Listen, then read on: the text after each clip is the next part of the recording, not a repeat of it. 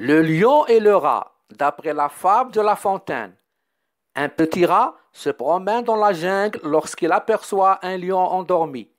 Super, se dit le rat en grimpant sur le nez du lion. Le petit rat monte sur la tête du lion, descend sur son dos et glisse jusqu'à sa queue. Il s'apprête à remonter lorsqu'il entend un rugissement terrible. Tu m'as réveillé, crie le lion en attrapant le rat entre ses griffes gigantesques. Je suis désolé, répond le rat qui n'a jamais eu aussi peur de sa vie. Si tu me libères, je te promets que tu ne le regretteras pas. Je te viendrai en aide le jour où tu auras besoin de moi. Ha ha ha, s'écrie le lion.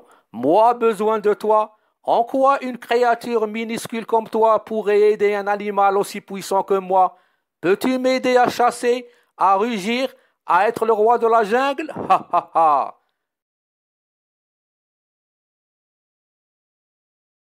Cela faisait longtemps que le lion n'avait pas ri autant. Très bien, dit-il au rat, je vais te laisser partir, car tu es si drôle. Quelque temps plus tard, alors que le rat se promène dans la jungle, il entend un rugissement familier. Cette fois, le rugissement du lion n'est pas celui de la colère, mais plutôt celui de la peur. C'est mon ami le lion, pense le rat. Il doit être en danger. Il se met à courir en cherchant d'où proviennent les rugissements du lion. Quand le rat trouve le lion, il voit tout de suite qu'il est tombé dans un filet fait de cordes épaisses et tellement plein de nœuds que le lion est incapable de se libérer tout seul. J'ai dit que je t'aiderai le jour où tu auras besoin de moi, déclare le rat. Je peux enfin tenir ma promesse. Mais comment? Gémit le lion. Que peux-tu faire pour moi? Tu es bien trop petit pour m'aider.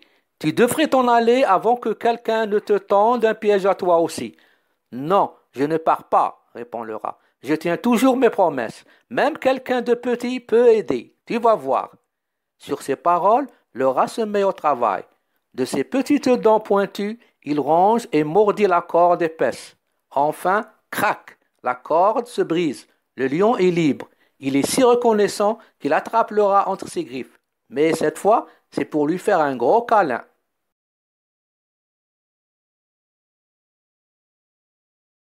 Je suis désolé d'avoir ri de toi, dit le lion. Tu avais raison. Tu es peut-être petit, mais tu m'as sauvé la vie. Le petit rat sourit au grand lion. N'oublie jamais ceci, déclare-t-il. On peut être petit et réaliser de grandes choses. Quelle est la morale de cette fable? Afin de comprendre cette fable, nous devons rechercher ce que représentent les acteurs principaux. Le lion, qui est un animal qui revient souvent dans les fables de La Fontaine, représente comme à son habitude la puissance, la royauté et toute position de pouvoir. Le rat, quant à lui, est l'opposé du lion. Petit, malingre, il est là afin de représenter les êtres plus faibles. Le roi puissant, en faisant preuve de bonté envers ce petit animal, se voit récompensé de sa générosité, car le rat n'hésite pas une seule seconde à secourir le lion quand il fut piégé dans les mailles du filet.